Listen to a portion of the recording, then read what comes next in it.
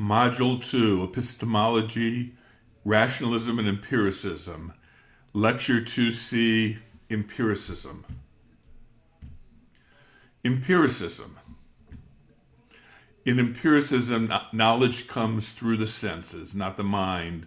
Knowledge is a posteriori, after the fact, after viewing the world, or after experience. The roots of empiricism lie with Aristotle, who built a substance ontology by studying the real world. He taught, there is nothing in the mind that is not first in the senses. The early empiricists were mostly in the United Kingdom. We will study three great British empiricists. John Locke. Locke, 1632 to 1704, said, the mind is a tabula rasa, blank slate, which the world writes upon. There is no pre-existent knowledge, but the mind organizes sense perceptions. He said that substances really exist in the external world, but they have primary and secondary qualities. That was Locke's important point. Primary and secondary qualities. Primary qualities are independent of any observer, such as shape, size, number, motion. They exist within the object itself. Secondary qualities depend on an observer, including qualities like color, sound, texture, taste. They're more subjective. Later, Locke would become one of the most important thinkers on human rights. George Berkeley. George Berkeley, 1685 to 1735, a bishop in the church. Berkeley totally rejected the idea of primary and secondary qualities. All substances exist because they are perceived by the mind. If a tree falls in the forest and nobody is there, does it make a sound? He would say no. You need a mind for a sound. In fact, you need a mind for a tree. He famously said, esse est percipi, to be is to be perceived. He was an idealist who believed that all reality is mind. Matter does not exist independent of mind. Samuel Johnson, another philosopher, famously kicked a rock, hurting his toe and saying, I disprove Berkeley thus.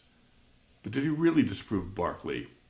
As a religious man, Berkeley was worried about the materialism of his day. To Berkeley, a room does not disappear when we are not there. It continues to exist in the mind of God. That was his proof of God. To many, idealism seems like a crazy idea, but modern quantum theory, which teaches that reality requires an observer, has rekindled an interest in Berkeley's ideas. David Hume. David Hume, 1711 to 1776, perhaps the most important of the Enlightenment empiricists, was a Scottish philosopher. He was an absolute skeptic who believed we cannot know God, miracles, inductive logic, nor ethics. Ethics are mere sentiments, since we can't learn an ought from an is. He was famous for the rejection of causality. How do we know that anything causes anything else?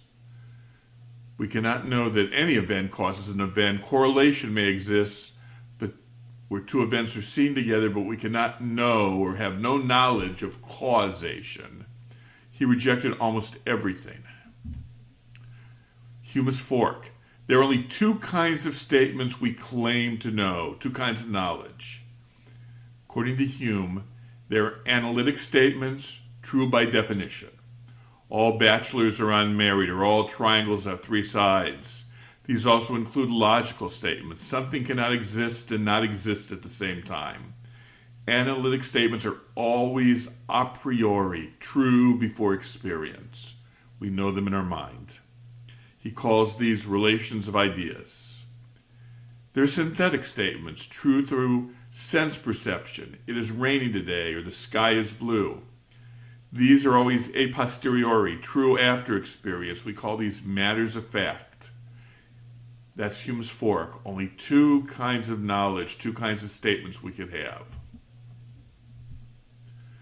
We have two kinds of statements that are sources of knowledge. Analytic statement, true by definition, always a priori. Synthetic statement, true by experience, always a posteriori. As we will show, Kant will disagree and build a new philosophy in reaction to Hume. Here's a quote from Hume, a very famous quote. If we take in our hand any volume of divinity or school metaphysics, for instance, let us ask, does it contain any abstract reasoning concerning quantity or number? No. Does it contain any experiential reasoning concerning matters of fact and existence? No. Commit it then to the flames, for it can contain nothing but sophistry and illusion.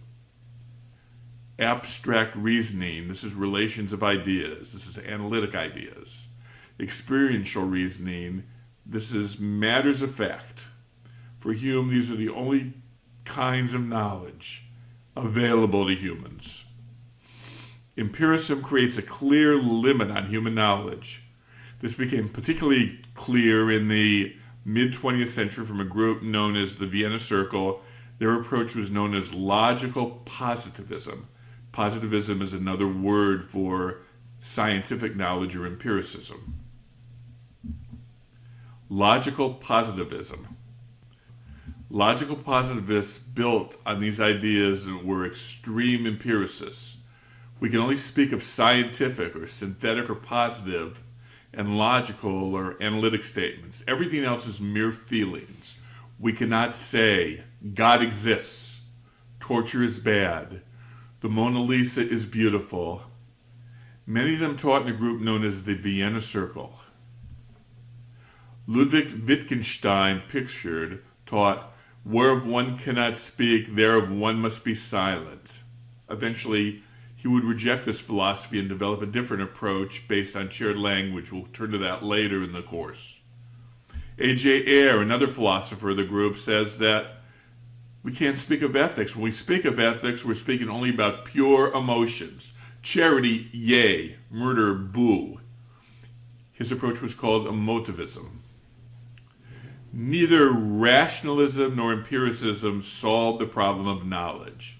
It would take the greatest philosopher of the Enlightenment period, Immanuel Kant, to combine rationalism and empiricism into a revolutionary new philosophy.